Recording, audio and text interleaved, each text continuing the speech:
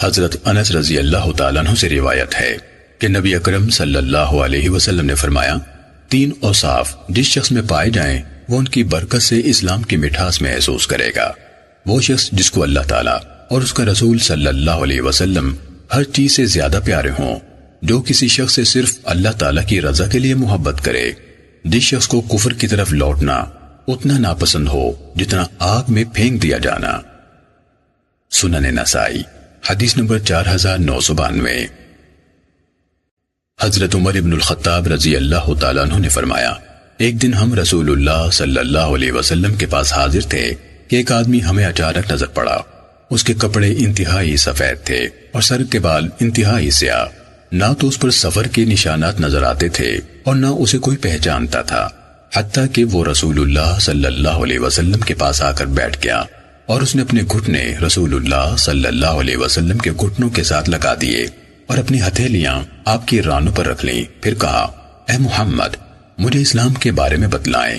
آپ نے فرمایا، یہ کہ تو گواہی دے کہ اللہ تعالیٰ کے سوا کوئی عبادت کے لائق نہیں اور حضرت محمد صلی اللہ علیہ وسلم اللہ تعالیٰ کے رسول ہیں، اور تو نماز کی پابندی کرے، زکوٰۃ ادا کرے، رمضان المبارک کے روزے رکھے، اور اگر تو طاقت رکھے تو بیت اللہ کا حج کرے۔ اس نے کہا، آپ سچ فرماتے ہیں۔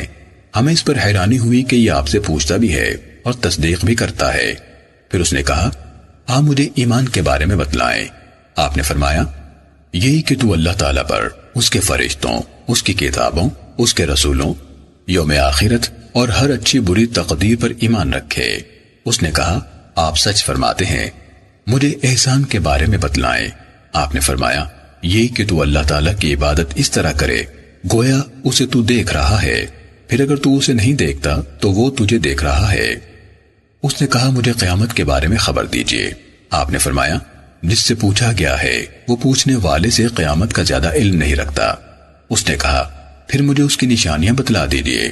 آپ نے فرمایا، ایک نشانی یہ ہے کہ لونڈی اپنی مالکہ کو جنے گی، اور دوسری یہ کہ تو ننگے پاؤں پھرنے والے، ننگے جسم رہنے والے بکریوں کے کنگال چرواہوں کو دیکھے گا کہ وہ ایک دوسرے کے مقابلے میں فخریہ انداز میں اونچی اونچی عمارتیں بنانے لگے ہیں۔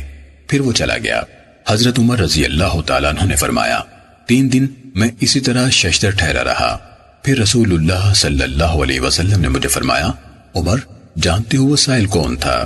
میں نے کہا، اللہ اور اس کا رسول ہی خوب جانتے ہیں۔ آپ صلی اللہ علیہ وسلم نے فرمایا، وہ جبرائیل علیہ السلام تھے، تمہیں تمہارے دینی معاملات سکھانے آئے تھے۔ سنن نسائی حدیث نمبر 4993۔